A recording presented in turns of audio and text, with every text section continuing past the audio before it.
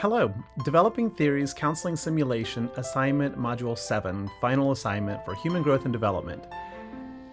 Recognizing this is only meant to be a 3 to 5 page paper, I am probably going to exceed that in total volume and word count, so I will do my best to expedite this and be concise wherever possible. Thank you for watching.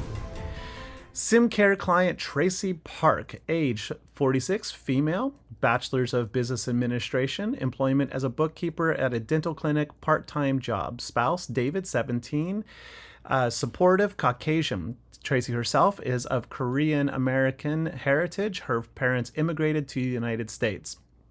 Presently, Tracy does not have any medications, known health problems, nor does any member of her family. Nobody is an alcoholic, no use of substance abuse, no use of smoking, vaping, or other discernible causes of symptoms medically related. She has no close friends and no broader social circles, though she does recognize that in her youth she was much more social, outgoing, and free-spirited, and does long for a bit of return to that. She is not religious. She is a highly organized, highly reliable, persistent, and precise individual who tends to think of things very methodically, calculating decisions, probabilities, and acting with much intense and purpose and focus. Her current challenges are that she experiences ongoing anxiety, particularly related to excursions, leaving the home, and being alone or in unfamiliar places. Coping mechanisms presently, she tries to distract herself with very mixed, often unfavorable outcomes. However, she has recently began a strategy whereby she quite literally challenges the anxiety as though it is a person to, quote, do your best, which she finds actually helps to mitigate the symptoms a bit. Counseling outcomes that she is seeking is a minimization of the impact of the anxiety. She has expressed that she is not looking to eliminate the anxiety, but learn how to live with and through the anxiety.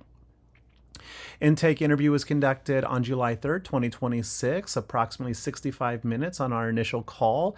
Primary diagnostic considerations that came to apparent to me were that of potential agoraphobia, as she seems, her anxiety seems to be directly related to all excursions of the home. She thinks and worries frequently about being in unfamiliar places, being alone, having an attack while in public, feeling unsafe, and not knowing how to deal with it. She relies very heavily on her husband as a support system to go with her and provide comfort in the moment and help remove her from challenging situations. Panic disorder is another possible diagnostic consideration, as these have been persistent for approximately 2 years, where she distinctly recalls her first event having a panic attack, seemingly acute without reasons, at a grocery store, community grocery store that she was already familiar with. Things to explore but possibly likely rule out would be general anxiety disorder, social anxiety disorder, and then other medical substance abuse causes. Because substance abuse has already been explored briefly and no identification of medications, medical issues, or substances were used, those seem pretty easy, but further investigation is warranted with all of these. I do think that social anxiety is likely not the cause, as she is not feeling that she is being judged, criticized, overly evaluated, or watched by people, and her anxiety attacks seem to be more about being in unfamiliar places and away from home than involving other people. Developmental stages. Initially, I was thinking that she aligned very much in the generativity versus stagnation period, as she frequently identified her experience working part-time in the dental clinic as being routine. However, she insists on experiencing comfort and security through routine processes. She says her career is fulfilling, and not ambitious of other career options. That then led me to look at some other ones. And though age categorically she would generally be associated with generativity versus stagnation, I think that a root cause of some of her anxiety could be very much due to isolation versus intimacy. She outlined her marriage as being, again, routine and grounded in the 17 years of history. When I gently broached concepts of intimacy, romance, etc., she seemed hesitant to engage on those topics and doubled down on her marriage being predictable and routine. Likewise, she acknowledged not having any social contacts or close friends beyond her husband and son, and did express a longing for more social contacts. As such, I think isolation is a growing concern, especially as her 16-year-old son approaches age of adulthood and potentially leaving the house, leaving her alone with her husband, who she does admire and appreciate greatly. With regard to Bowlby's attachment, I found it incredibly challenging to identify any areas of anxiety, dismissive, avoidant personalities within the relationship. She said both she and her husband identified as being very open and communicable with each other, trusting and supportive. Her husband even being proactive with various elements of her relationship, including her ethnicity as a Korean descendant. That said, she was also forthcoming that she is not fully open with discussing the nature of her anxiety, her cognitions related to it, and some of her growing fears and concerns with her husband, suggesting that there is a degree of non-secure, insecure status happening there. That said, insufficient evidence was available also to properly identify the likely developmental or attachment style for her husband, David. Looking at this a little bit through the Helms racial considerations, both the person of color minority as well as the white Caucasian identity development model for her husband David, I believe that Tracy is likely in stage 4 internalization, as she has a very positive perspective on her Korean American heritage and highly values many of the traditional Asian Korean values within her family, such as maintaining a public perception of strength, stability, not drawing attention to oneself, not drawing much attention to social, cognitive, mental disorders, challenges, etc. She values organization, strength, integrity, and the orderly aspect of her life, frequently talking about her calculations, planning, and routine behaviors.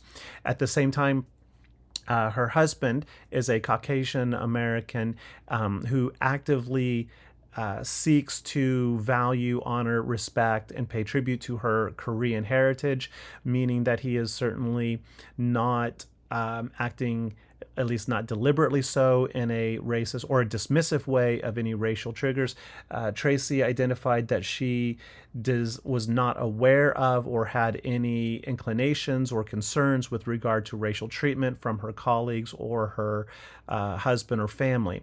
That said, I would likely target David as being in the phase 2 pseudo-independence area because of his proactive support and engagement. That's insufficient evidence is really there to properly identify where they are. Nonetheless, race does not seem to be initially a major factor in her anxiety. Looking at the biopsychosocial analysis, symptoms onset occurred approximately 2 years ago.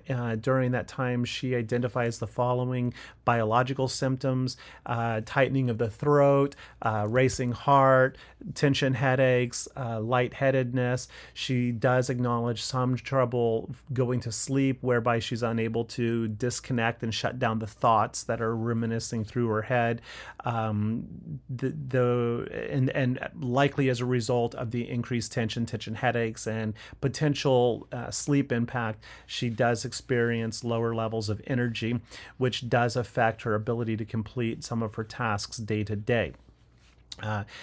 Psychologically, she has significant worries about leaving the house, driving alone, being independent, being in unfamiliar public spaces in particularly, and even worrying about worrying. A noticeable trend throughout the conversation was that Tracy frequently apologized and said, if that makes any sense, it seems weird. I know it doesn't make sense. She had seemed to have a lot of doubts about her own ability to convey her messaging and being accepted. Socially, she recognizes that these symptoms have created a reduction in her abilities to engage socially, engage in events externally outside of the house, and she's deeply concerned about how it's affecting her role both as a wife and a mother for her 16-year-old son, potentially limiting his engagement in social activities as she fears leaving the house to take him to it. Now, these all converge. This is a little graphic that I did ask ChatGPT to put together based on my previous slides that or analysis there. But what it does is that this diagram illustrates how her psychological conditions of the worries and the fears are affecting her physiologically, such as the heart palpitations or heart racing. I don't know if palpitation is the right word. The tremors and so forth. And when these events occur in public spaces, it causes her to withdraw while there, or to avoid even going to these places, which creates a loop by which she then recalls, thinks, and worries about a reoccurrence of this event, creating a self-sustaining loop of fear leading to physical manifestations, leading to a withdrawal from society, and on it goes. Ultimately, this does have a negative impact on her ability to live a normal life. By her own standards of normalcy.